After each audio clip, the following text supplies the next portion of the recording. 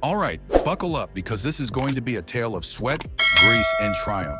I'm talking about the restoration of my beloved Suzuki Hayabusa, a bike that once had the power to make heads turn and the engine roar like a lion.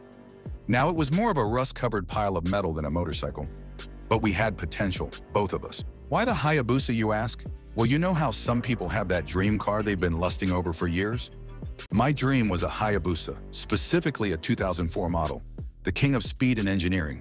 But as luck would have it, I found mine at a local junkyard, hidden beneath what looked like the aftermath of an apocalyptic thunderstorm.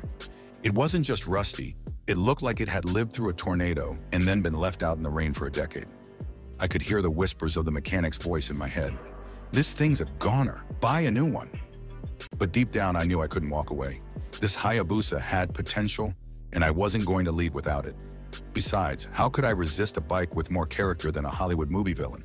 It had soul, okay? It was the motorcycle version of a fixer-upper house.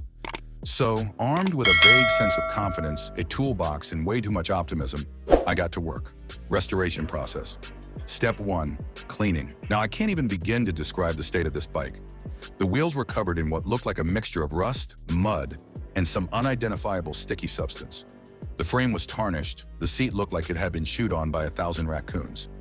But there was something oddly satisfying about getting in there with a wire brush and scrubber, slowly revealing the clean metal beneath.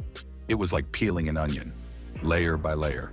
Except instead of tears, I had a mix of relief and, why did I do this to myself? The first victory was when I managed to remove the rust from the exhaust pipe. It gleamed under the sun like it had been to a spa and received a full treatment.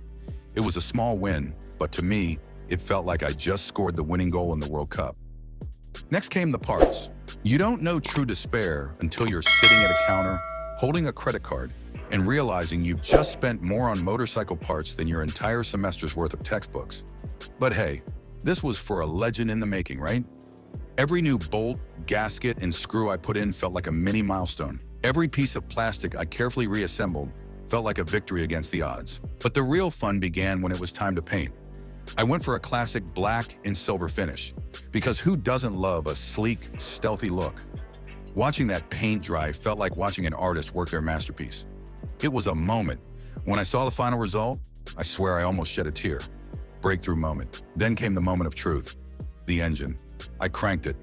Nothing. I cranked it again. Still nothing. I stood there staring at it, wondering if I had made a terrible mistake. Maybe I was delusional. Maybe the bike was beyond salvation. Maybe I should have listened to that mechanic. But then, just as I was about to throw in the towel and possibly set the Hayabusa on fire, I twisted the throttle one more time. Vroom. That glorious metallic growl. It roared back to life like a lion waking from a nap. I kid you not, the feeling of hearing that engine purr was like the universe gave me a high five. I swear I could hear the bike whispering, "I've been waiting for you." Final ride and reflection. So the moment I'd been waiting for arrived. The first ride. I threw on my helmet, fired up the engine, and took it out for a spin. The wind hitting my face was like nothing I'd ever felt. It was freedom. It was power. It was pure, unadulterated joy. The bike hummed, the gears clicked, and I swear I could hear the bike shouting, "Look at me now!" That ride wasn't just a test drive. It was the culmination of months of frustration, sweat, and some choice words in the garage. As I cruised down the street, I realized that this wasn't just about restoring a motorcycle. It was about perseverance, about taking something broken and giving it new life.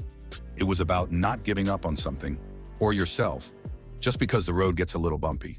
Closing. As I parked the Hayabusa in my driveway, the sun setting behind it like some cheesy action movie montage, I realized something. Restoring the bike wasn't just about bringing a machine back to life. It was about reminding myself that with a little elbow grease, patience, and a lot of coffee, anything can be fixed. So if you're ever looking at something, whether it's a bike, a car, or even a relationship, that looks like it's past its prime, remember, sometimes all it takes is a little time, a little effort, and a little humor to turn things around. Now, if you'll excuse me, I've got a Hayabusa to ride.